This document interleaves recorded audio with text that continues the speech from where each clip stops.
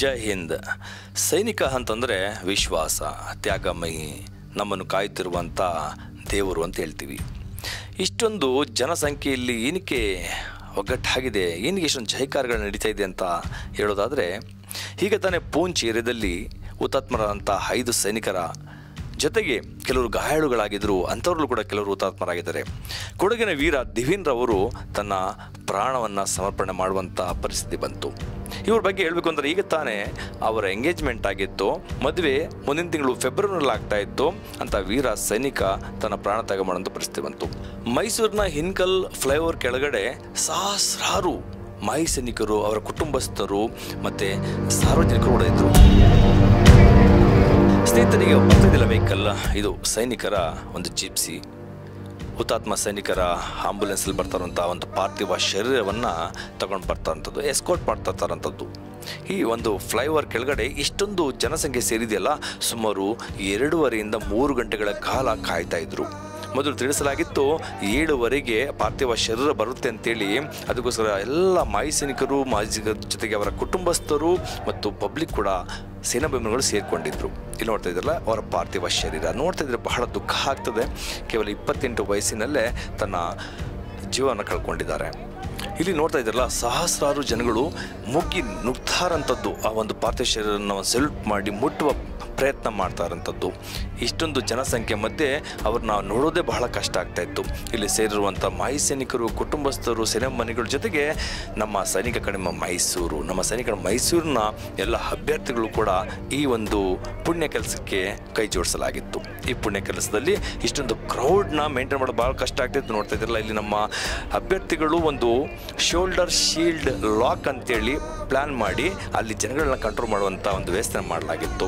ಆವಾಗ ಸರಿಯಾದ ರೀತಿ ಕಂಟ್ರೋಲ್ ಮಾಡಲಿಕ್ಕೆ ಅನುಕೂಲ ಆಗ್ತದೆ. ಸ್ನೇಹಿತರೆ ನೋಡ್ತಾರೆ, ನಮ್ಮ ಇಲ್ಲಿ ಅಭ್ಯರ್ಥಿಗಳೆಲ್ಲ ಸೇರಿಕೊಂಡು ಸರಿಯಾದ ಒಂದು ವ್ಯವಸ್ಥೆನ ಮಾಡಿಕೊಟ್ಟಿದ್ದರಿಂದ ತುಂಬ ಕಡಿಮೆ ಸಮಯದಲ್ಲಿ ಹೆಚ್ಚಿನ ಜನಗಳು ಆ ಒಂದು ದರ್ಶನ ಮಾಡುವಂಥ ಸೌಭಾಗ್ಯ ಸಿಕ್ಕಿದೆ.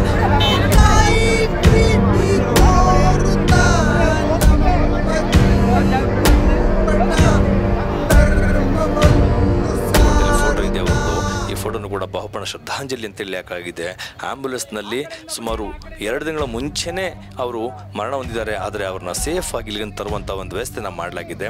ಇಷ್ಟೊಂದು ಜನಸಂಖ್ಯೆಯ ಮಧ್ಯೆ ಇಲ್ಲಿ ಎಲ್ಲರೂ ಕೂಡ ಭಾರತಾಂಬೆಗೆ ಜಯ ಆಗ್ತಾ, ಭಾರತ ಮಾತೆಗೆ ಜಯಕಾರ ಆಗ್ತಾ, ವೀರ ವೇದರನಿಗೆ ಜಯಕಾರ ಆಗ್ತಾ, ಮರಳಿ ಹುಟ್ಟಿ ಬರಲಿ ಎಂಬ ಜಯಕಾರವಾಗ್ತಾ ಬಹಳಷ್ಟು ಜನಗಳು ನೊಂದು ಈ ಒಂದು ವ್ಯವಸ್ಥೆನ ಮಾಡಲಾಗಿದೆ.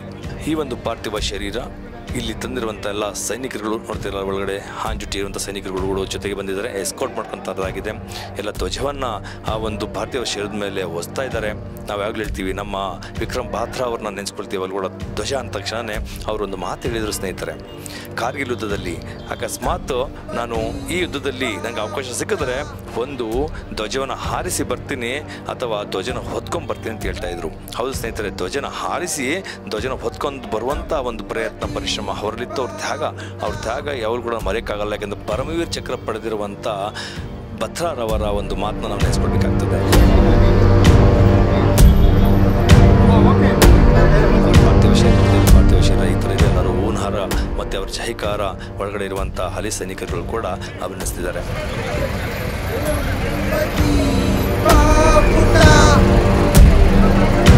ನಮ್ಮ ದಿವಂಗತ ದಿವೀನ್ ಅವರು ಹುತಾತ್ಮರಾಗಿದ್ದಾರೆ. ಅವರು ಇಷ್ಟೊಂದು ಮಾಹಿತಿಯಿಂದ ಸೇರಿಕೊಂಡಿದ್ದಾರೆ. ಇಲ್ಲಿ ಪಾರ್ಥಿವ ಶರೀರ ಇವಾಗ ನೈಟ್ ತಲುಪ್ತಾ ಇದೆ ಕೊಡಗಿಗೆ. ನಾಳೆ ಅವರ ಪಾರ್ಥಿವ ಶರೀರ ಶ್ರದ್ಧಾಂಜಲಿ ಆಗ್ತದೆ, ಎಲ್ಲ ಕೂಡ ಬಂದು ಸೇರಿಕೊಳ್ಳಿ, ಅವರಿಗೆ ಗೌರವಿಸಿ ತಗೋತಾ ಇದ್ದಾರೆ.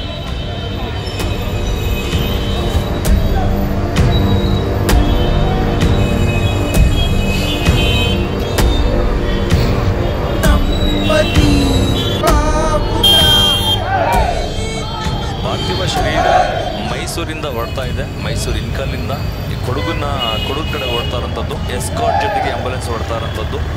ಮೈಸೂರಿಂದ ಈಗ ಹುಣಸೂರು ಹೋಗ್ತಾ ಇದೆ ನಡಿ. ಹುಣಸೂರಿನಲ್ಲಿ ಒಬ್ಬರು ಲಾ ಸೆಲೆಕ್ಟ್ ಕಾಲೇಜಿನ ಪ್ರಾಂಶುಪಾಲರು ರವಿ ಸರ್ ಅವರು ತನ್ನ ಸ್ಟೂಡೆಂಟ್ಸ್, ತನ್ನ ವಿದ್ಯಾರ್ಥಿಗಳ ಜೊತೆಗೆ ಅಲ್ಲೂ ಕೂಡ ಸೈನಿಕರುಗಳಿಗೆ ಉತ್ಸಾಹ ಹೆಚ್ಚಿಸುವಂಥ ಕೆಲಸನ ಮಾಡಲಾಗಿದೆ. ಇದು ಪ್ರತಿಯೊಂದು ಶಾಲೆ, ಕಾಲೇಜು ಮತ್ತು ಯುವ ಪೀಳಿಗೆಯು ಮತ್ತು ಎಲ್ಲ ಪೋಷಕರು ಮಾಡುವಂಥ ಕೆಲಸ. ಇವರಿಗೆ ಬಹಳ ಸೇನಾಭಿಮಾನಿಗಳು, ಸೈನಿಕರು ಕಂಡ್ರೆ ಬಹಳ ಇಷ್ಟ. ಅದರಿಂದಾಗಿ ಬಹಳಷ್ಟು ಇವರು ಸೈನಿಕರಿಗೆ ಯಾವುದೇ ಎಲ್ಲೇ ಸಿಕ್ಕಿದ್ರು ಕೂಡ ಒಂದು ಸೆಲ್ಯೂಟ್ ಮಾಡಿ ಸನ್ಮಾನಿಸುವಂಥ ಕೆಲಸಗಳನ್ನ ಮಾಡ್ತಾ ಇರ್ತಾರೆ. ಇಲ್ಲೂ ಕೂಡ ಅವರಿಗೆ ಶ್ರದ್ಧಾಂಜಲಿ ಮಾಡಲಾಗಿದೆ.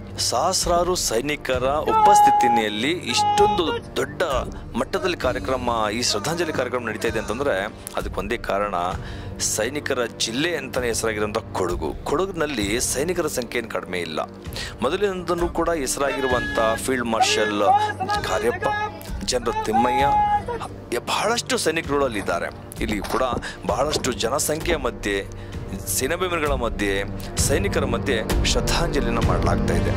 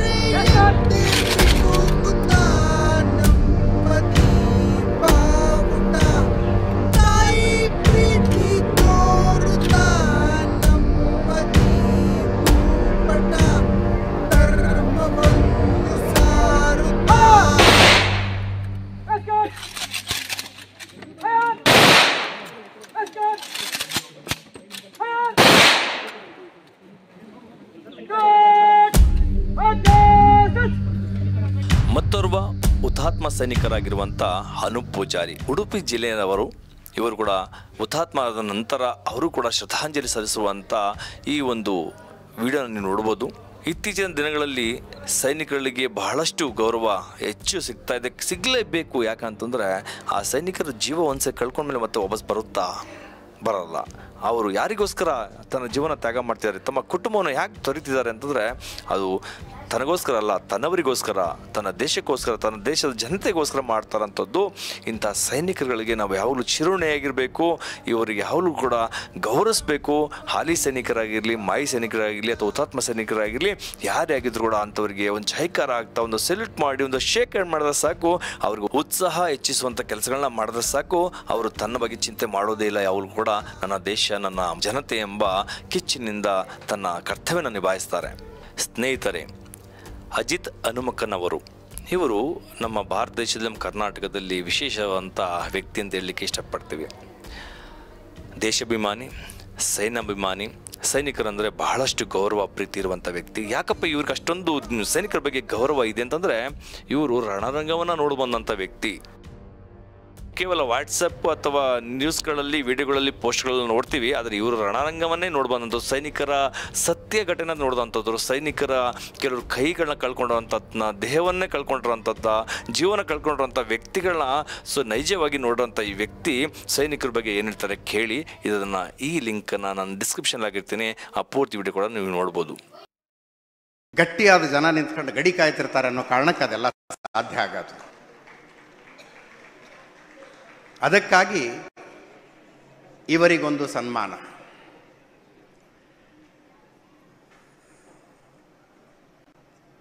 ಆರಂಭದಲ್ಲಿ ಹುತಾತ್ಮ ಯೋಧರನ್ನು ನೆನಪಿಸಿಕೊಂಡು 1 ನಿಮಿಷದ ಮೌನ, ಆನಂತರ ಒಂದು ಹಾಡು ಹಾಕಿದ್ರು, ಆ ಮೇರೆ ವತನ್ ಕೆ ಲೋಗೋ ಜರಾ ಆಂಖ್ ಮೇ ಭರಲೋ ಪಾನಿ, ಜೋ ಶಹೀದ್ ಹುए हैं उनके ಜರ ಯಾದ್ ಕರೋ ಕುರ್ಬಾನಿ. ಸೈನ್ಯ ಅಂದರೆ ಬರೀ ಕೊಲ್ಲೋದು, ಸಾಯೋದು ಅಷ್ಟೇ ಅಲ್ಲ. ಭಾರತೀಯ ಸೈನ್ಯ, ನಾನು ಎಲ್ಲ ನಿಂತ್ಕೊಂಡಾದರೂ ಹೇಳ್ತೀನಿ, ಅದನ್ನು ಪ್ರಪಂಚದ ಅತ್ಯಂತ ಮೌಲಿಕವಾದ ಮತ್ತು ನೈತಿಕವಾದ ಸೈನ್ಯ. ಪ್ರಿಯ ಸೇನಾಭಿಮಾನಿಗಳೇ, ಹಾಲಿ ಸೈನಿಕರುಗಳು ಅಥವಾ ಮಾಯಿ ಸೈನಿಕರುಗಳು ಅಕಸ್ಮಾತ್ ಹುತಾತ್ಮರಾದರೆ ನಮ್ಮ ಮೈಸೂರಿನಲ್ಲಿ ನಮ್ಮ ಅಕಾಡೆಮಿಯ ಮುಂದೆ ಹುಣಸೂರು ರೋಡಲ್ಲಿ ಯಾರಾದರೂ ಪಾರ್ಥಿವ ಶರೀರ ಹೋಗ್ತಾ ಇದ್ದರೆ ಖಂಡಿತ ಮುಂಚಿತವಾಗಿ ನಮ್ಗೆ ತಿಳಿಸ್ಕೊಟ್ರೆ ನಮ್ಮ ಯುವ ಸೈನಿಕರುಗಳ ಸಮ್ಮುಖದಲ್ಲಿ ಅವರಿಗೆ ಶ್ರದ್ಧಾಂಜಲಿ ಸಲ್ಲಿಸುವಂಥ ಒಂದು ಸೌಭಾಗ್ಯ ನಮಗೂ ಸಿಗುತ್ತೆ. ಏನಾದರೂ ಮುಂದೊಂದು ದಿನ ಈ ಥರ ಒಂದು ಅವಕಾಶಗಳು ಸಿಕ್ಕಿದ್ರೆ ನಮ್ಮ ಕಾಂಟ್ಯಾಕ್ಟ್ ನಂಬರ್ 9638116177ಗೆ ಕರೆ ಮಾಡಿ ನಮಗೆ ಈ ಒಂದು ಅವಕಾಶನ ನಮಗೆ ಕೊಡಿ. ಯಾರಾದರೂ ಪಾರ್ಥಿವ ಶರೀರ ಹೋಗ್ಬೇಕಿದ್ರೆ ಖಂಡಿತ ಅವ್ರಿಗೆ ಒಂದು ಶ್ರದ್ಧಾಂಜಲಿ ಮಾಡಿ ಒಂದು ಸೆಲ್ಯೂಟ್ ಮಾಡಿ ಕಳಿಸ್ಕೊಡ್ಲಿಕ್ಕೆ ನಾವು ಪ್ರಯತ್ನ ಮಾಡ್ತೇವೆ. Thank you. ಜೈ ಹಿಂದ್.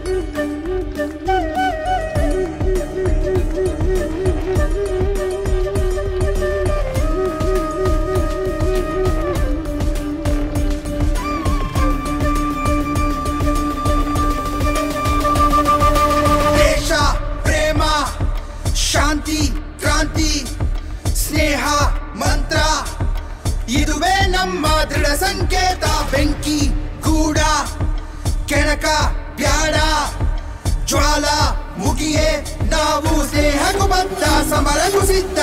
बोलो भारत माता की, बोलो भारत माता की, बोलो भारत माता की.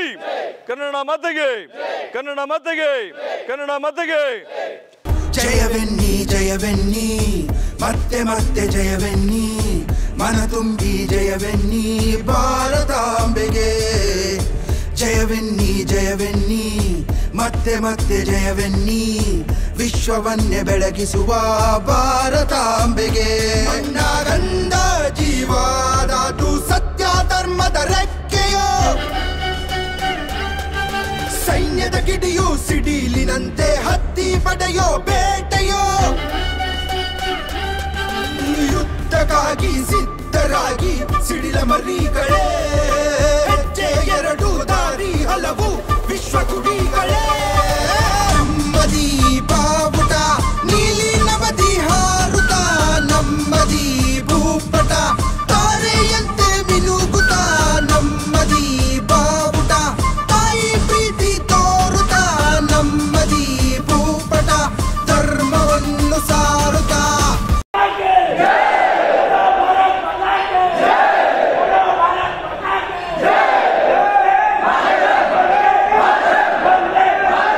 ಜಯವೆನ್ನಿ ಜಯವೆನ್ನಿ ಮತ್ತೆ ಮತ್ತೆ ಜಯವೆನ್ನಿ ಮನ ತುಂಬಿ ಜಯವೆನ್ನಿ ಭಾರತಾಂಬೆಗೆ. ಜಯವೆನ್ನಿ ಜಯವೆನ್ನಿ ಮತ್ತೆ ಮತ್ತೆ ಜಯವೆನ್ನಿ ವಿಶ್ವವನ್ನೇ ಬೆಳಗಿಸುವ ಭಾರತಾಂಬೆಗೆ.